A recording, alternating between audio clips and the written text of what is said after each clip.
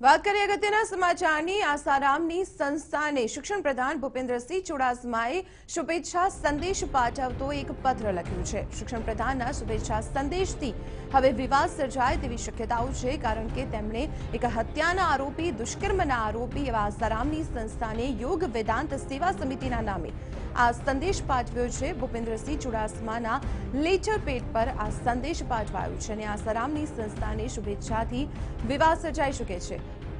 તો ભૂપેન્દ્રસિંહ ચુડાસમાનું નિવેદન અહીં સામે આવ્યું છે। તેમણે પ્રતિક્રિયા આપી છે કે આ શુભેચ્છા સંદેશ પાઠવીને તેમણે કંઈ જ ખોટું નથી કર્યું। આપણે જણાવી દઈએ કે જે યોગ વેદાંત સેવા સમિતિ છે તે આસારામની સંસ્થા છે કે જેના દ્વારા 14મી ફેબ્રુઆરીના રોજ માતૃ પિતૃ વંદના કાર્યક્રમનું આયોજન કરાય છે અને ફરી એકવાર આ સંસ્થાએ આ કાર્યક્રમનું આયોજન કર્યું છે અને તેના પર શુભેચ્છા સંદેશ પાઠવ્યો અને તેમની પ્રતિક્રિયા આવી કે પત્ર લખીને તેમણે કંઈ જ ખોટું નથી કર્યું।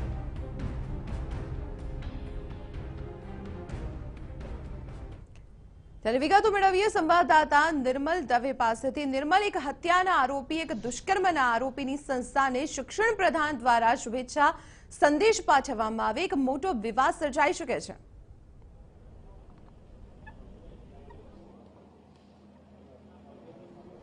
બિલકુલ વિવાદિત વાત ચોક્કસથી કહી શકાય દીપાલી, કેમ કે જે રીતે પત્ર લખવામાં આવ્યો છે, પત્રમાં સ્પષ્ટ ઉલ્લેખ કરવામાં આવ્યો છે કે જે રીતે આસારામ બાપુની આ સંસ્થા દ્વારા, ન માત્ર આ સંસ્થા દ્વારા પરંતુ આસારામ બાપુના જ્યાં જ્યાં આશ્રમો છે, જ્યાં જ્યાં સંસ્થાઓ છે, તે તમામ જગ્યામાં 14 ફેબ્રુઆરીના રોજ માતૃપિતૃ દિવસની ઉજવણી કરવામાં આવે છે। જે ઉજવણી કરવામાં આવી છે તેને બિરદાવવામાં આવી છે શિક્ષણ મંત્રી ભૂપેન્દ્રસિંહ ચુડાસમા દ્વારા। આ માત્ર કોઈ ખોટી વાત નથી તેમ ભૂપેન્દ્રસિંહ ચુડાસમાનું કહેવું છે। તેમનું કહેવું છે કે દૂધમાંથી પૂરા કાઢવાની પ્રવૃત્તિઓ થઈ રહી છે। તેમનો જે આ પત્ર છે તેમાં તેમણે માત્ર ધાર્મિક પ્રવૃત્તિને તેમણે બિરદાવી છે। તેમના દ્વારા કોઈ જ ખોટું કામ નથી કરવામાં આવ્યું તેવું તેમણે કહ્યું છે, પરંતુ જે રીતે આસારામ બાપુની છબી અત્યારે સામે આવી રહી છે, કોર્ટ દ્વારા અત્યારે તેઓ જેલમાં સજા કાપી રહ્યા છે, કોર્ટ દ્વારા પણ ક્યાંક ને ક્યાંક સાબિત પણ થઈ રહ્યું છે કે તેઓ હત્યાના આરોપી છે, તેઓ બળાત્કારના આરોપી છે અને તે જ કારણોસર અત્યારે તેઓ જેલવાસ પણ ભોગવી રહ્યા છે। ત્યારે આ જે પત્ર લખવો છે તેનો અર્થ શું સમજવો, જે પત્ર લખી અને કેટલાક વિવાદો પણ ઉભા થઈ શકે છે તેવું તેમને ક્યાંક જ્ઞાત હોઈ શકે છે, તેમ છતાં પણ આ પત્રનો ઉલ્લેખ કરવામાં આવે છે। પત્રમાં ભૂપેન્દ્રસિંહ ચુડાસમાનો ફોટો પણ છે અને ભૂપેન્દ્રસિંહ ચુડાસમાની સહી પણ છે તેવું ભૂપેન્દ્રસિંહ ચુડાસમાએ પોતે કહ્યું છે। એટલે તેમને આ બાબતે કોઈ પસ્તાવો છે નહીં।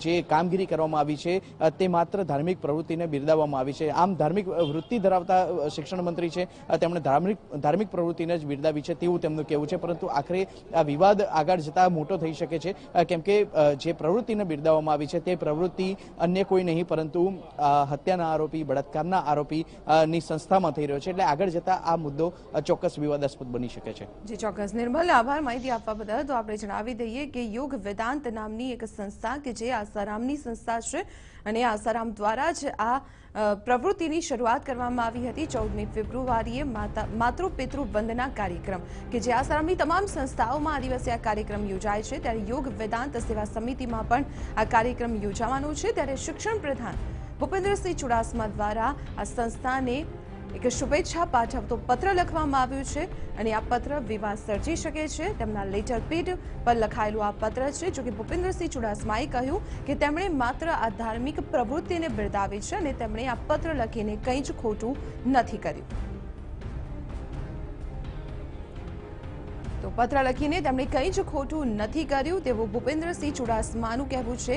જો કે ભલે તેમણે સ્પષ્ટીકરણ આપ્યું હોય કે તેમણે માત્ર એક ધાર્મિક પ્રવૃત્તિને જ આવકારી છે, પરંતુ આ પત્રથી એવું પણ લાગી રહ્યું છે કે હત્યાના આરોપી, દુષ્કર્મના આરોપી એવા આસારામ પ્રત્યે ક્યાંક ને ક્યાંક તેમનું સોફ્ટ કોર્નર હોય તેવું સ્પષ્ટપણે લાગી રહ્યું છે, કારણ કે આસારામની સંસ્થા છે યોગ વેદાંત સેવા સમિતિ કે જેમને શિક્ષણ પ્રધાન ભૂપેન્દ્રસિંહ ચુડાસમા દ્વારા શુભેચ્છા સંદેશ પાઠવવામાં આવ્યો છે।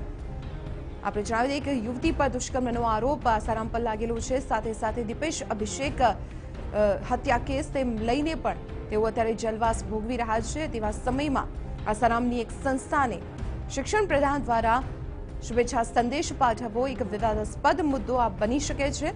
જોકે વિવાદની શરૂઆત પણ થઈ ગઈ છે, પરંતુ તે પહેલા જ શિક્ષણ પ્રધાન દ્વારા સ્પષ્ટીકરણ પણ આપવામાં આવ્યું અને તેમણે સ્પષ્ટ રીતે કહ્યું છે કે તેમણે જે પત્ર લખ્યું છે તેમાં કંઈ જ ખોટું નથી કર્યું. સાથે જ તેમણે કહ્યું કે તેમણે જે પત્ર લખ્યું છે તે એક ધાર્મિક પ્રવૃત્તિને બિરદાવવા માટે લખ્યું છે.